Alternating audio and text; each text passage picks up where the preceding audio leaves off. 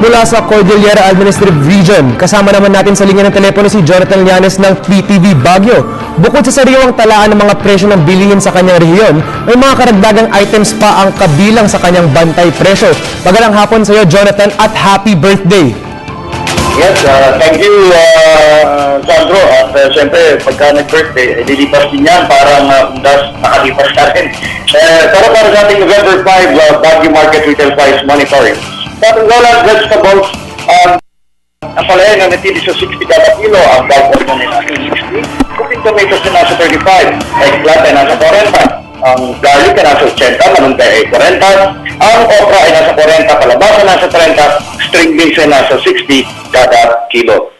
Para sa ating island vegetables, ang asparagus ay nanatili sa 600 kada kilo, Baguio pechay nasa 35, Baguio beans ay nasa 45, broccoli 50, cabbage ay 50, ang carrots na malalaki nasa 50, Baguio cauliflower ay nasa 60, ang celery ay nasa 50 kada kilo, Chinese gabi ay nasa 50, cucumber ay nasa 30, onion leeks ay nasa 50, ang lettuce ay nasa 50, mushroom bottom ay nasa 250 ngayon kada kilo, ang potato XL ay nasa 75, radish ay 30, red bell pepper ay nasa 100 kada kilo, habang ang green bell pepper din ay nasa 100 kada kilo. Ang American salad tomato ay nasa 75 kada kilo, ang sayote ay nasa 15, ang spinach ay nasa 25, sugar beets ay nasa 80, sweet beans Chinese ay nasa 160 kada kilo, wongbok ay nasa 25, ang young corn naman ay nasa 80. Para sa ating mga fruit, mansanas ngayon ay nasa 10 kada piraso, ang saging 10 piso, imported grapes ay nasa 230 kada kilo, ang mangga ay nanatili sa 250 kada kilo, ang melon ay nasa 50 kada piraso, ang orange ay nasa 10, papaya 35, pineapple 50, at ang strawberry medyo tumaas, ngayon from 200 kada kilo ay nasa 300 kada kilo. Since malapit na or ilang araw na lang bago po dumating or sumapit ang Kapaskuhan, meron tayong initial na pag-ulat kaugnay sa mga nag-general na items sa magandang mabili na ngayon bago pa ito magtaas sa panahon ng Kapaskuhan. Ang makapuno ay nagkakalaga ngayon ng 130, natabikoho ay nasa 85, ang kaong ay nasa 80, ang fresh Mickey noodles ay nasa 40, at ang fresh bihon noodles naman ay nasa 120 kada kilo.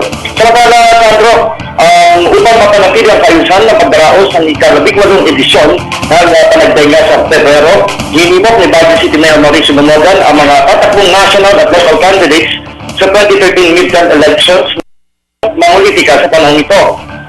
Ito ang pinanawagan ng punong ehekutibo sa formal na paglulunsad ng Baguio Flower Festival 2013 kasabay sa paliwanag na kairalin ang anti-epal sa mga kandidato sakaling pangkain ng mga ito na mga kampanya partikular na sa Grand Street Parade na sangtampok sa paunang aktibidad ng lungsod. Kaugnay nito, sinabi ni Anthony De Leon, co-chairman ng Panagdahinga 2013, na sasaydlalo ng mga politiko sa kaukulang polisiya sakaling ipagpilitan ng mga ito na makibahagi sa parada at mga kampanya. Posibleng na persong tanggalin ng mga politiko sa hanay ng parada ng isasabuhan ng nasabing hakbangin na siyang makasisira sa kaunang parada ng Panagdahinga.